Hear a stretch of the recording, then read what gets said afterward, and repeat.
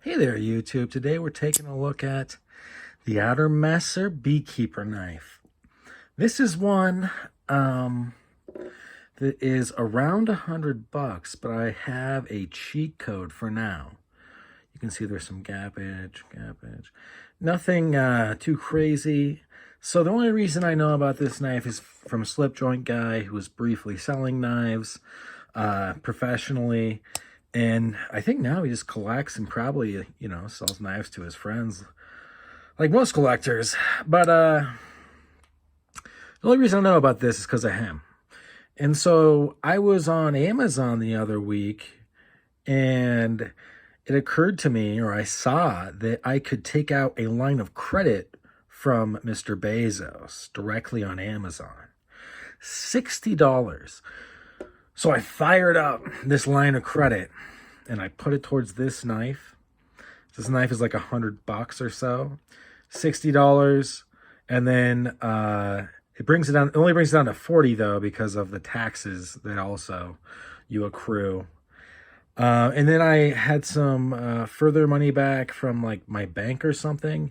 Basically, I didn't pay anything for this knife, which is, I mean, in my mind, allows me to use it, which is cool. I want to use it. But so this wood, I'm going to find, luckily I keep all this stuff real close by. I might have thrown this away. Let me look for it. So this came in a, I'm not going to find it. Whatever. This came in a package that was just a plastic tube, basically. And that's fine. I mean, that's totally cool. But so this is, from my memory, this is a, it's like sea birch, or like sea thorn. Sea buckthorn is also, that's one for sure I remember. But so you get this really stellar grain pattern. I mean, I really do find this very attractive. And this is just like a common, for the Mediterranean anyway, a common wood. This has actually popped out on me because when they ship these knives, they dry them out on the way over, basically, more or less. They don't want it to show up with any like mold, because then everything is ruined. So I get this, I drop it, this pops out, I put it back in just as like a holding place, right? I didn't think that it would never come back out. Or I wouldn't have done that. I would have, like sanded down that there was glue underneath here that hadn't been applied the whole way, it looked like. I would, sand it. Now I can't get it back out because I have been treating this with Renaissance wax, and it has made this handle scale swell. This isn't ever going to come back out.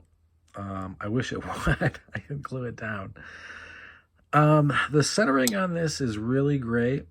If you're waiting to buy this knife, what I'm trying to tell you right now is stop waiting. And I love this little knot right there. The character it gives it.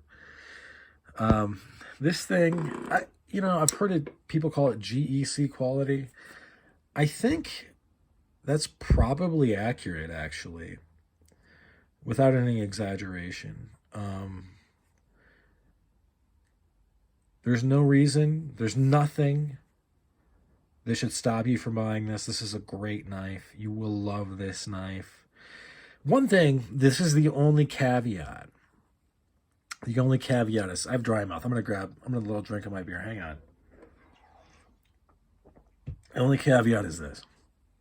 So you need to oil this up like crazy, right? Honestly, I don't want to say soak it, but slather it in Ren wax, wipe it off, obviously, because at first there'll be tension, but no snap. The snap isn't anything crazy, but it's a controlled snap, right? Because there's so much, as soon as you do this, there's tension, and then it's natural. It's got that thunk sound of like an alligator's mouth clacking closed. I think I might have exposed myself as a French American, but it is what it is. Like, these things are great, and you're gonna love it.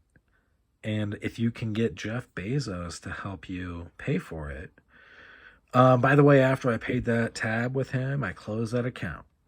Anyway, that's all for this one. You should just buy it and use it. Have a good rest of your day, folks.